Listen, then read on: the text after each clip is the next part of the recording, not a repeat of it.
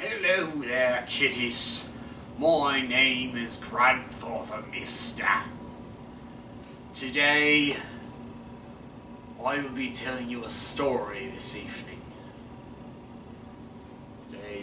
Something. So, we will be teaching you the story today of... That's not it. Already heard that one. Here they are. The dangerous story of Kyle the Learner. I will spoil it. The reason it's dangerous is 'cause he learns something. Kyle the Learner was a spry young chap, wearing pants much like mine. He was a person who struggled most often. For you see, he lived in the world of octave poems, a world which he quickly escaped. One day he wandered upon an octave, asked him what his name was. He replied, octave. What is an octave? For the moon never beams without bringing me dreams of beautiful Annabel Lee, and the stars never rise but I feel the bright eyes of the beautiful Annabel Lee. And so, all night-tide, I lie down by my side of my darling, my life, and my bride, in the sepulchre there by the sea, in her tomb by the sounding sea. Now, Kyle the Learner, he finds more things to learn about. He hears a hiss, and a honk. What is this noise? What is this noise? Cough. Tell you, those are called onomatopoeia. Kyle, there's something else. They're words. The use of words whose sounds suggest the meaning. He continued forward. He came across a man. A moron as the man said to him, "Hello there." Hello there. What is an oxymoron? I'm not sure what oxymoron means, but they started calling me that after I said I'm the world's tallest giant and the world's shortest midget. Kyle, thinking nothing of this, continued on his quest to learn something somewhat important. And he came across a rock with two eyes, a mouth. Of course it didn't have a mouth, but when he looked upon the rock, it is as if the rock could see deep into his eyes. He needed to know, for he had learned what the word personification truly meant. For a rock who could listen perfectly, see into the very soul of a man, and uttering pure silence, speak only the truth. Freaked him out, so he continued on forward. He said, "Oh, I skipped a page, hold on." He didn't say that. Hold on. Now, I want to explain something to you. Kyle can never know this, but it's called an epic poem. It's called a narrative poem. It's something you make when... Hard to say, but it's something that you make. It's called a narrative poem. It's when someone else describes what's happening in his life. If I spoke in pure poetry, this would be a narrative poem. An epic or a ballad. This is a narrative something. And there's a long journey. And he noticed something. An etching on a wall. It was truly strange. Easy come, easy go. What is this? Parallelism? That young Kyle is called parallelism, when a similar grammatical structure within a line or lines of poetry. Everything he said was real. And he felt even more confused when he came in, as if he was going to a poetry class. I don't know where I am. Nothing makes sense. But it does. It sounds incorrect, yet it's falsely true. It says, your enemy's friend is your enemy. Paradox.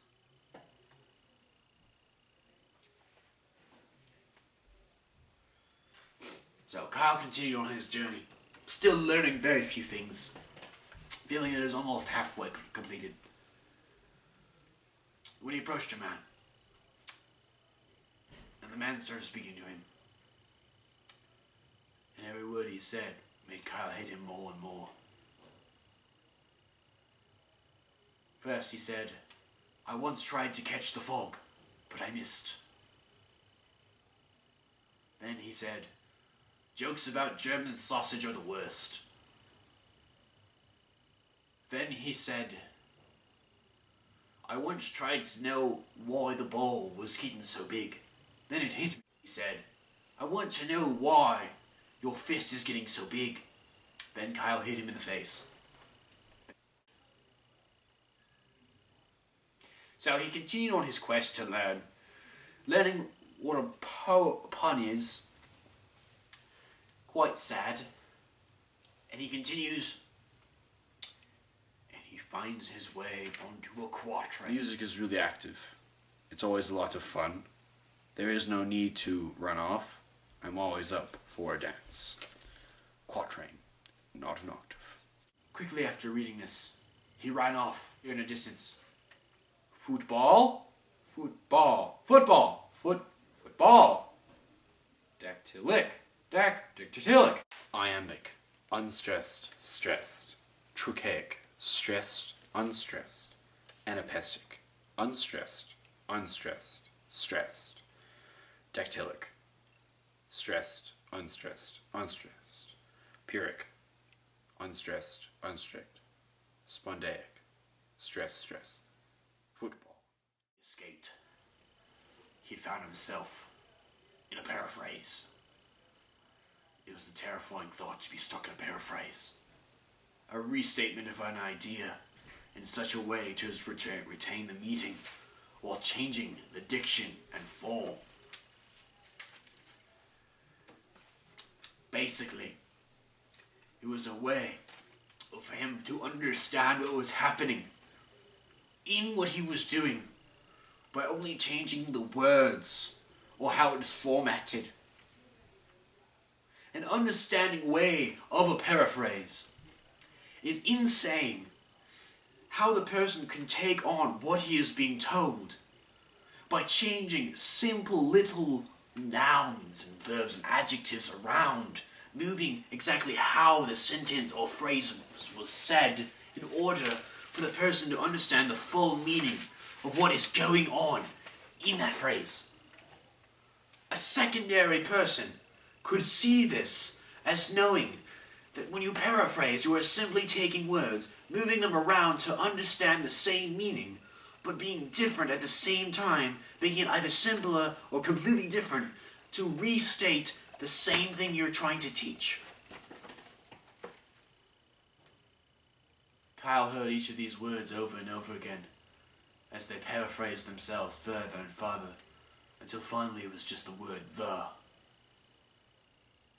Kyle barely escaped with his life. Kyle nearly escaped without living. Kyle was close to not living when he had left the paraphrase. There was a small, slight chance that Kyle would not have gotten out with his life.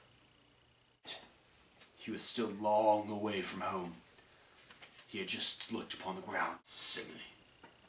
Kyle had found himself in a land of mixed metaphors, and 4 of them he heard and read aloud. The old man speak, but a good way to know what a mixed metaphor truly is. Her saucer eyes narrow to a gimlet stare, and she lets Mr. Clark have it, both with both barrels. Example of a mixed metaphor. Land full of very kind people. All of them saying, "Hey, you are so smart for walking across the street without looking." Or, "Wow, you look wonderful today with the polka dots and the stripes and whatnot." And, "Oh my gosh, is that a new hairstyle? Because that's Kyle looked at other people, thanking him for the compliments. Then he heard the reader say, "Kyle, I want you to know, you're so smart." Leaving the nice world of sarcasm, because he is the genius of this story, knowing exactly what sarcasm is. He found himself in a land of pure confusion. He quickly became everything he had seen. Before he escaped, he sent us one message. So basically you can describe satire like this. Like you could be all like, so, hey, I'm a Republican, I believe that toll roads are completely okay. I'm a Democrat, I completely disagree. There's no way that people could afford that. There's a lot of poor people. Well, maybe if you didn't tax all their money away, they could pay for toll roads. Well, maybe if people were given enough money to start with, they wouldn't have to be taxed so high.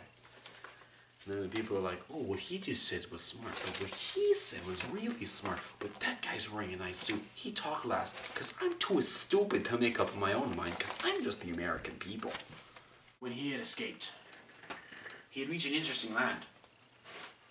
A land far more interesting than any other. It was really quite a bother. On some occasions it was quite strange, but it never made him deranged. He understood what was going on, but really never stayed for much fun. He would sit and ponder, but never he would sit when he got home again. For he knew his journey had almost reached an end. He had reached the land that witches rhyme. He had known that he has very little time. So quickly he ran to get out of town. Quickly he ran to escape the frown. For if it caught him, he knew he would be sad. And then getting home would be not so bad. Running quickly and quickly, fast as he could go, he soon made it. And the reader didn't have to rhyme. So, in a pentameter rhymed with the scheme of A, B, A, B, B, C, C. But he was wrong. He looked upon the world on a great wall and read aloud Trust Rhyme Royale. A, B, A. A, B, A, B, B, C, C. Iambic pentameter. He continued forward, watching as diligently as he possibly could, and he found a lovely world called Rhythm. Yay. Looking back at his awful class of the poetic foot, he remembered, oh yes, of course, the recurrence of stressed and unstressed syllables, trochaic and dactylic. All those things came flash back to him, and he remembered the rhythm. How it goes, unstressed, stressed, unstressed, stressed, unstressed, unstressed, stressed. That's the rhythm, and joyous and happy, because rhythm is what makes poems amazing, Poetic or footing. what makes them awful, That was quite or what makes them Emily Dickinson. A land of the most repetitive kind. He came across a refrain land, and he struggled there because he never felt he could get anywhere. Some of you may not know, a refrain is a group of words forming a phrase or sentence that consisting of one or more lines repeated in intervals in a poem, usually ending at the end of a stanza. A land of the most repetitive kind. He came across a refrain land,